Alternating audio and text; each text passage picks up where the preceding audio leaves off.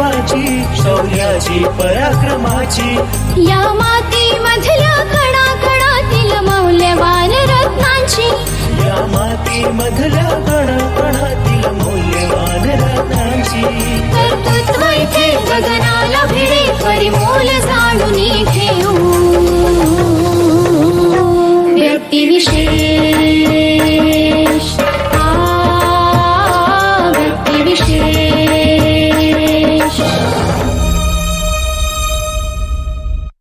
नमस्कार. Radio MPSC Guru spreading the knowledge powered by Spectrum अकॅडमीमध्ये तुम्हा सगळ्यांचं स्वागत.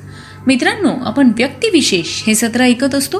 व्यक्तिविशेष या सत्रामध्ये आपण विविध क्षेत्रात कार्यरत असणाऱ्या किंवा ज्यांनी अद्वितीय असं कार्य करून ठेवलंय अशा व्यक्तींची माहिती घेत असतो, अशा व्यक्तींचा परिचय करून घेत असतो.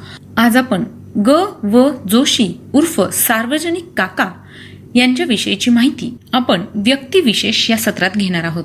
महाराष्ट्रातील 19व्या शतकातील एक निष्ठावान सामाजिक कार्यकर्ते. त्यांचं पूर्ण नाव गणेश वासुदेव जोशी, पण सार्वजनिक काका या नावाने ते सुपरिचित.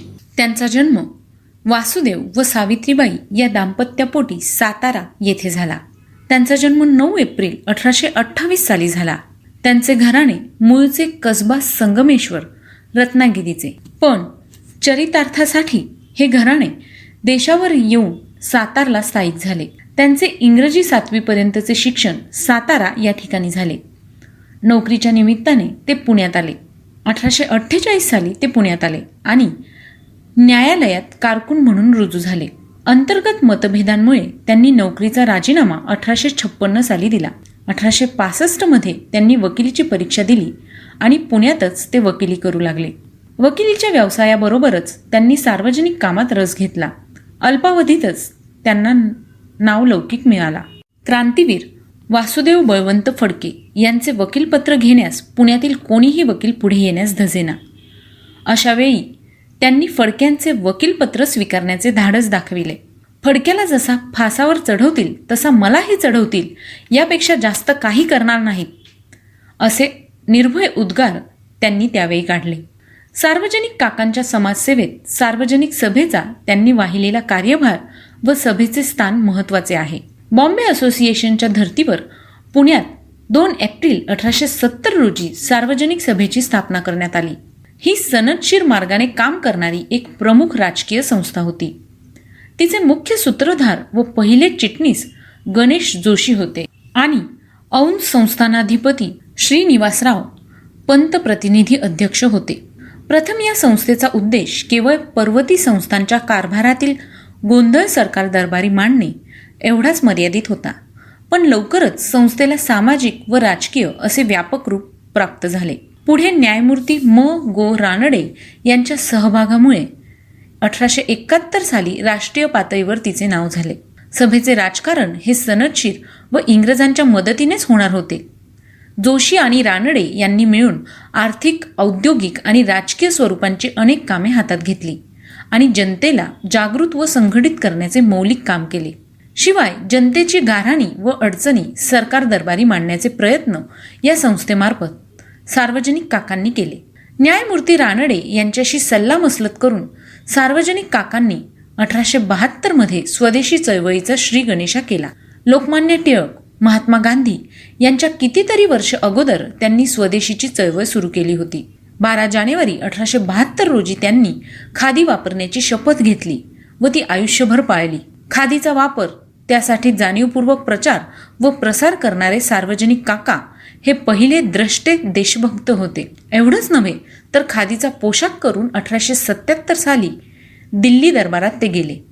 या दरबारात इंग्लंडची सम्राज्ञी व्हिक्टोरिया हिला हिंदुस्थानची सम्राज्ञी हा किताब बहाल करण्यात येणार होता. त्यावेळी सार्वजनिक सभेने मानपत्र अर्पण करण्यासाठी सार्वजनिक काकांना प्रतिनिधी म्हणून पाठवले होते. या मानपत्रात सभेने हिंदी लोकांना ब्रिटिश राष्ट्राबरोबरीचा राजकीय व सामाजिक दर्जा द्यावा, तसेच स्वावलंबी बनविणारे शिक्षण व राजकीय हक्क द्यावेत अशा मागण्या नोंदविल्या होत्या. याशिवाय ब्रिटिश पार्लमेंटमध्ये हिंदी जनतेचे प्रतिनिधी असावेत अशी ही मागणी एका स्वतंत्र अर्जाने केली होती. त्यांनी देशी व्यापारोत्तेजक मंडळ या संस्थेची स्थापना करून शाई, साबण, मेणबत्त्या, छत्र्या इत्यादी स्वदेशी वस्तूंचे उत्पादन करण्यास प्रोत्साहन दिले. त्यासाठी स्वतः आर्थिक झीज सोसली. त्या मालाच्या विक्रीसाठी सहकारी तत्वावर पुणे, सातारा, नागपूर, मुंबई, सुरत आदी ठिकाणी दुकाने काढण्यास लोकांना प्रोत्साहित केले. स्वदेशी वस्तूंची प्रदर्शने भरविली, व्याख्याने दिली. त्यांच्या या प्रयत्नांमुळे आग्रा येथे कॉटन मिल्स सुरू करण्यात आले. जातीभेदाच्या अनिष्ट प्रथेला त्यांचा विरोध होता. त्यांच्या पत्नी सरस्वतीबाई यांनी पुढाकार घेऊन 1871 मध्ये पुण्यात स्त्री विचारवती या नावाची एक सामाजिक संस्था स्थापन केली. या संस्थेद्वारे जातीभेद दूर करण्यासाठी हळदी कुंकू यासारखे उपक्रम आयोजित करण्यात आले. या कार्यक्रमात सर्व जाती जमातीच्या स्त्रिया सामील होत असे.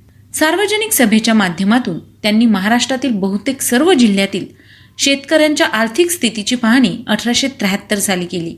या पाहणीतून शेतकऱ्यांच्या दारिद्र्याची माहिती प्रकाशात आली.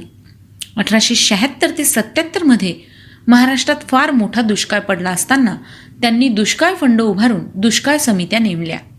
स्वस्त धान्याची दुकाने उघडली. सार्वजनिक सभेने दुष्काळग्रस्त शेतकऱ्यांना मोठे सहाय्य केले. तसेच सरकारने आपल्या पब्लिक वर्क्स खात्यामार्फत दुष्काळग्रस्तांसाठी कामे सुरू करावीत म्हणून लढा दिला. ब्रिटिशांच्या वेळखाऊ व खर्चिक न्यायालयांना पर्याय म्हणून त्यांनी स्वदेशी लवाद न्यायालयाची कल्पना मांडली आणि त्यांच्या प्रयत्नानेच पुणे येथे त्या सुमारास लवाद न्यायालयाची स्थापना 1876 साली करण्यात आली. सार्वजनिक काकांना लोकजागृतीच्या कार्यातील वृत्तपत्रांच्या सामर्थ्याची जाणीव होती. त्यामुळेच त्यांनी व्हॉइसरॉय लॉर्ड लिटनच्या 1878 मधील मुद्रण स्वातंत्र्यावर निर्बंध लादणाऱ्या कायद्याला कडाडून विरोध केला. या कृतीचा निषेध करण्यासाठी इंदू प्रकाशचे संपादक जनार्दन सुंदरजी कीर्तीकर यांच्या अध्यक्षतेखाली वृत्तपत्रकारांचे एक संमेलन 29 मार्च 1878 रोजी मुंबई येथे भरवले. शिवाय कोलकाता येथील त्याच वर्षीच्या अशाच प्रकारच्या अन्य संमेलनास ते आवर्जून उपस्थित राहिले. सार्वजनिक सभेच्या कार्याला त्यांनी स्थापनेपासून अखेरपर्यंत वाहून घेतले. त्यामुळे सार्वजनिक सभा म्हणजे गणेश वासुदेव असे समीकरण झाले. त्यांच्या या समर्पित जीवनामुळे त्यांना सार्वजनिक काका असं संबोधण्यात आलं.